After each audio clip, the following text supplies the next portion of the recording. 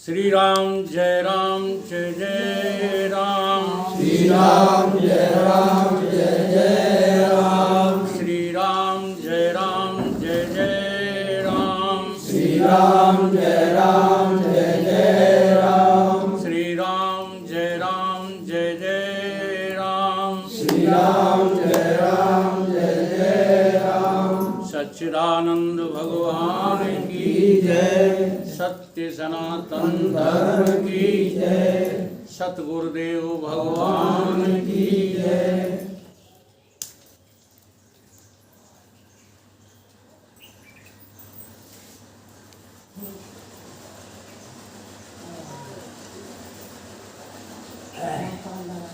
श्री गुरु चरण सरोज रज निज मन मुकुर सुधार। बरनहु रघुवर विमल जस जो दायक फल चार। बुद्धिहीन तन जान कई सुमुरहु पवन कुमार। बल बुद्ध विद्या देहु मोहि हरहु कलेश विकार। वाणी को पवित्र करें। जय हो तुम्हारी बजरंग बली। जय हो तुम्हारी बजरंग बली। तेरा शिव रूप आना गजब हो गया। तेरा शिव रूप आना गजब हो गया। जय हो तुम्हारी बजरंग बली। जय हो तुम्हारी बजरंग बली। तेरा शिव रूप आना गजब हो गया। तेरा शिव रूप आना गजब हो गया। जय हो तुम्हारी बजरंग बली। जय हो तुम्हारी बजरंग बली। त्रेता युग में भी आए थे, द्वापर में भी। त्रेता युग में भी आए थे, द्वापर में भी। त्रेता युग में भी आए थे, द्वापर में भी। त्रेता युग में भी आए थे, द्वापर में भी। तेरा कलयुग में आना गजब हो गया। तेरा कलयुग में आना गजब हो गया। जय हो तुम्हारी बजरंग बली। जय हो तुम्हारी बजरंग बली। तेरा शिव रूप आना गजब हो गया। तेरा शिव रूप आना गजब हो गया। तेरा शिव रूप आना गजब हो गया। तेरा शिव रूप आना गजब हो गया। जब लगी भूख बजरंग बली जो मचल। जब लगी भूख बजरंग बली जो मचल। जब लगी भूख बजरंग मचलने लगे। जब लगी भूख बजरंग मचलने लगे। जब लगी भूख बजरंग मचलने लगे। जब लगी भूख बजरंग मचलने लगे। फल समझ कर के आकाश उड़ने लगे। फल समझ कर के आकाश उड़ने लगे। अरे तेरा सूरज निकलना गजब हो गया। तेरा सूरज निकलना गजब हो गया। जय हो तुम्हारी बजरंग बली। जय हो तुम्हारी बजरंग बली। तेरा शिव रूप आना गजब हो गया। तेरा शिव रूप आना गजब हो गया। त्रेता में आए, द्वापर में आए, कलयुग में आए, तुम्हें मिले कि नहीं मिले?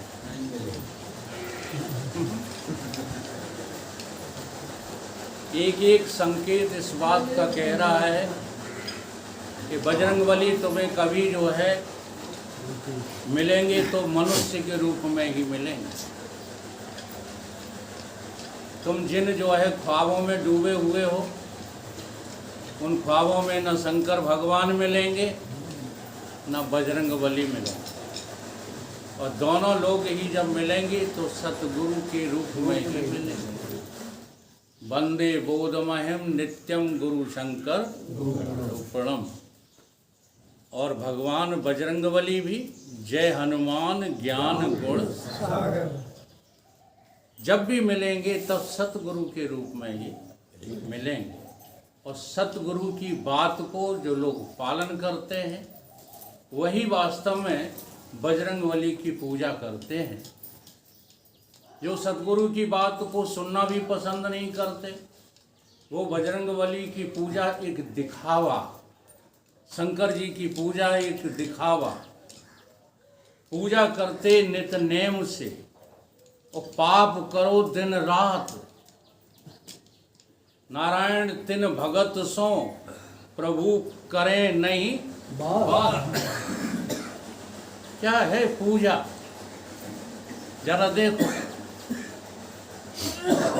दो शब्द हैं,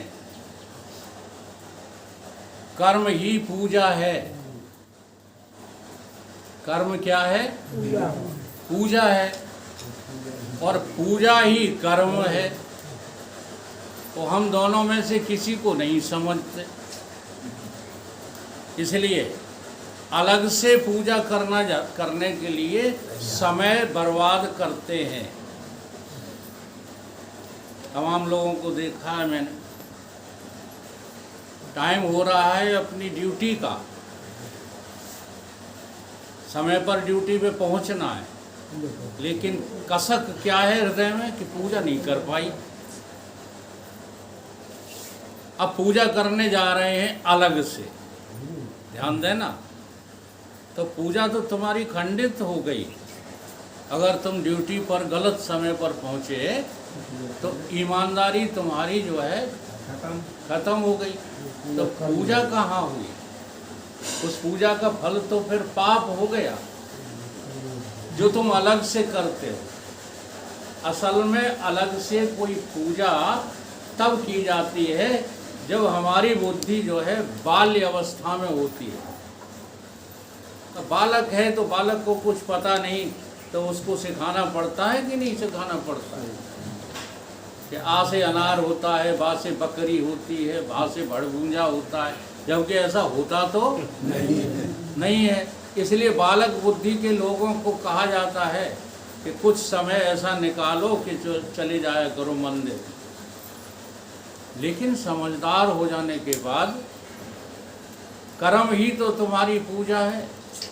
तुम अपने कर्मों में केवल एक ही काम कर लो तो दिन रात तुम्हारी पूजा हो रही है। और वो काम क्या है? कामनाओं की चाहत खत्म कर दो, वो कर्म करो तो वो पूजा हो जाती है। ठीक है? अलग से जो कुछ भी तुम कर रहे हो, जी हाँ, वो भी यदि कामनाओं से करोगे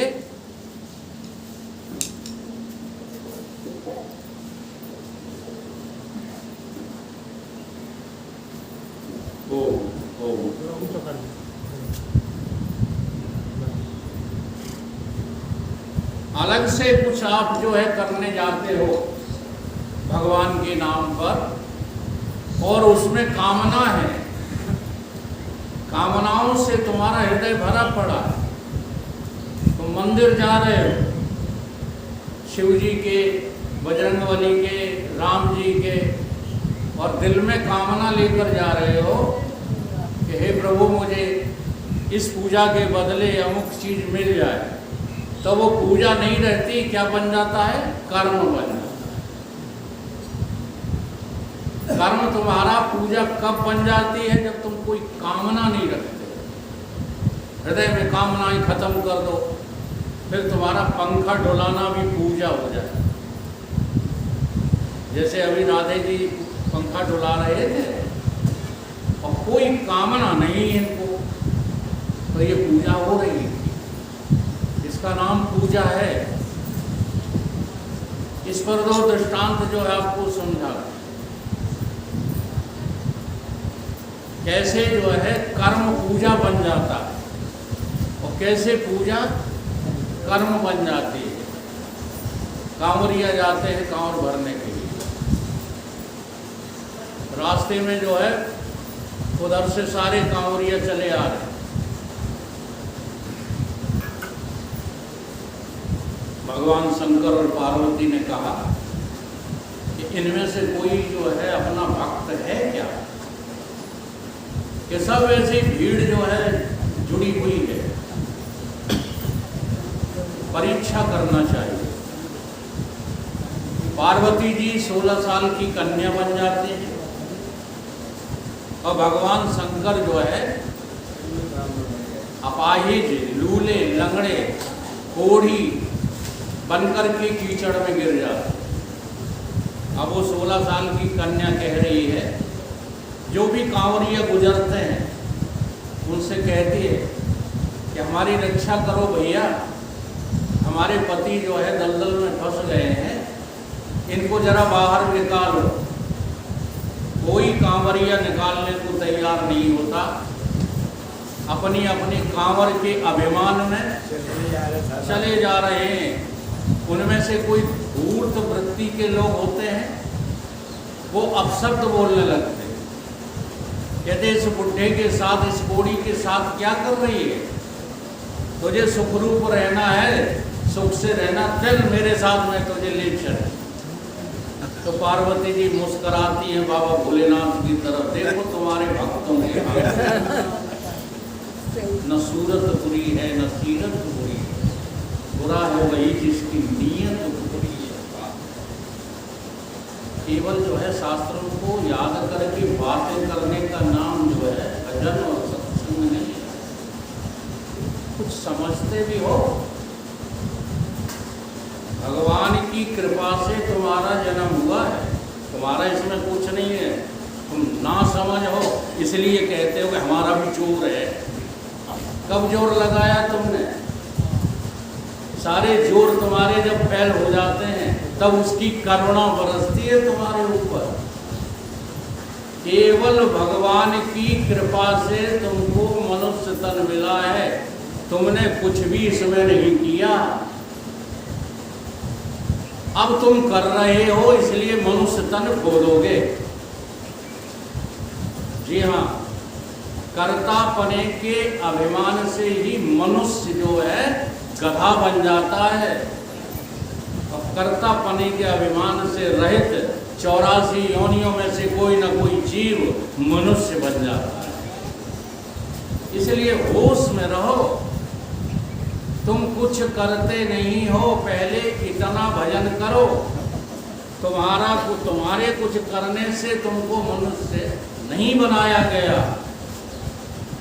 तुम जब कर्तापने के अभिमान से रहित हुए, कि हाँ 84 लाख योनियां देख लो, किसी को कर्तापने का अभिमान नहीं है। क्या गाय को अभिमान है कि मैं तुम्हें दूध देती हूँ? भैंस को अभिमान है? गधे को अभिमान है कि मैं तुम्हारे लिए काम करता हूँ? किसी को कोई अभिमान नहीं है। अगर अभिमान है तो केवल मनुष्य मात्र को। तुम जरा सा भी काम कर देते हो, उसका अभिमान जताने लगते हो कि आज हमने इतनी देर तक वकील साहब की सेवा की। ये अभिमान तुम्हें गधा बना देगा। इसलिए वहाँ तमाम भक्त निकल कर गए, किसी ने भी सहायता नहीं की शंकर भगवान की। और जैसे ही एक अवडर भगत वहाँ से निकला, ऐसे ही होगा हमारे राधे जी जैसा मस्त, उसने कांवर फेंक दी।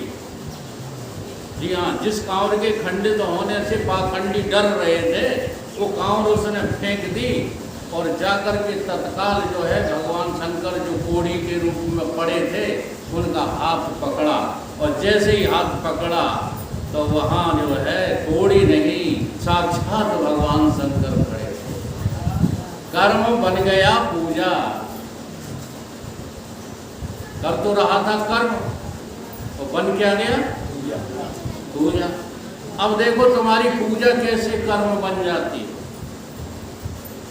मान लो तुम डॉक्टर हो, वैद्य हो, हकीम हो, और तुम जाकर के अपने जो है इष्ट के सामने पूजा कर रहे हो, बैठे ध्यान लगाए हुए हो। घर वालों से बोल दिया तुमने 1 घंटे तक हमको कोई भी डिस्टर्ब न करे, कोई हमको छेड़े नहीं जब तक हमारी पूजा नहीं हो पूरी हो जाती। बोलो इसी तरह करते हो पूजा की नहीं? अब उसी समय एक मरीज आ गया जो मरणासन स्थिति में था। उसने कहा डॉक्टर साहब को बुला दो, हाँ शायद कोई इंजेक्शन वगैरह लगा दें जिससे जो है ये मरीज ठीक हो जाए। कभी कभी होता है, यहाँ किसी का हाथ इतना अच्छा होता है कि इंजेक्शन जो है मरे हुए को खड़ा कर देता है। अब उसका उदाहरण मैं साक्षात बैठा हूँ आपके साथ। 6 महीने की उम्र थी, नाड़ी हमारी छूट गई थी। हमारे मामा जी ने सूप में हमारे शरीर को रख लिया था, कहाँ? फेंकने के लिए। 6 महीने का शरीर था ये, तब की बात बता रहा हूँ। माता जी मेरे को बताती रहते हैं। तब तक वैद्य जी जो मेरा इलाज कर रहे थे, डॉक्टर साहब, वो आ गए। मैं भांजा लगता था उनका। उन्होंने कहा कि मेरे भांजे को थोड़ा सा मुझे दिखा दो, नाड़ी तो देख। तो उन्होंने सूप उतरवाया और मेरी नाड़ी देखी तो नाड़ी मिली नहीं वैद्य जी को।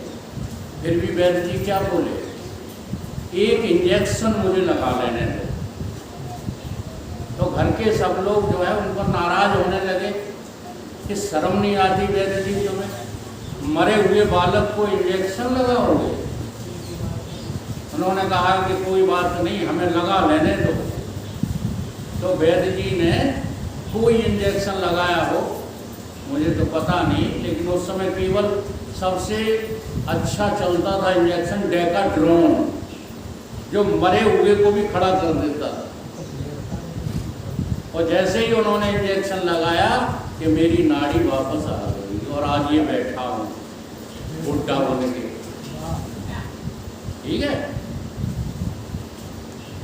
दांत तक हिलने लगे। इतनी बड़ी जो है जिंदगी मिल गई, किसकी वजह से? प्रभु की कृपा की वजह से। परमात्मा की कृपा के बिना और कोई भी तुमको आगे नहीं बढ़ा सकता। इसलिए तुम्हारा कर्म कामनाओं से रहित हो जाए तो पूजा बन जाता है, और पूजा कामनाओं से भरी पड़ी हो। वैद्य जी आए नहीं बाहर, कहाँ उलझे रहे? पूजा में उलझे रहे, कामनाओं में उलझे रहे, क्योंकि पूजा तो कामना के लिए कर रहे थे।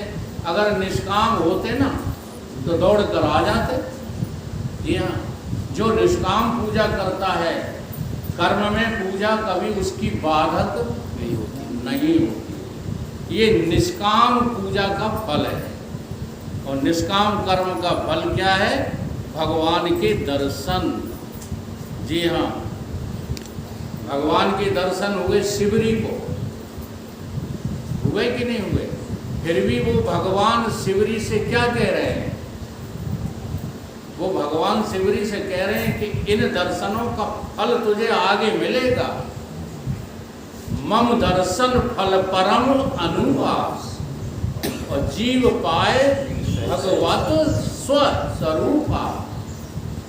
जब महान पुरुष मिल जाते हैं तब तुम्हें अपनी आत्मा का बोध हो जाता है। यही जो है भगवान के दर्शन का फल है। फिर भगवान इस धरा पर प्रकट होकर के तुमको दिखाते हैं, आचरण करके सिखाते हैं। हम फिर भी जो है सीख नहीं पाते। उनकी कथाओं को गाते रहते हैं, लेकिन उन कथाओं से अपना आचरण बदलना नहीं चाहते। जरा राम जी का जो है आचरण देखिए। अहिल्या उद्धार की कथा, मैं कथा वथा नहीं कहता हूँ, कथा कहना तो मुझे आती ही नहीं। मैं केवल कथाओं में से जो चीज़ अपने मतलब की है वो निकाल के देता हूँ। अहिल्या के जो है पत्थर रूप शिखा पर जब भगवान की चरण रज पड़ी, जैसे ही चरण रखा तैसे ही पत्थर क्या बन गई? नारी बन गई। अब जरा देखो, अहिल्या का उद्धार कर रहे हैं परंतु खुद पश्चाताप कर रहे हैं। ये है मनुष्य का आचरण।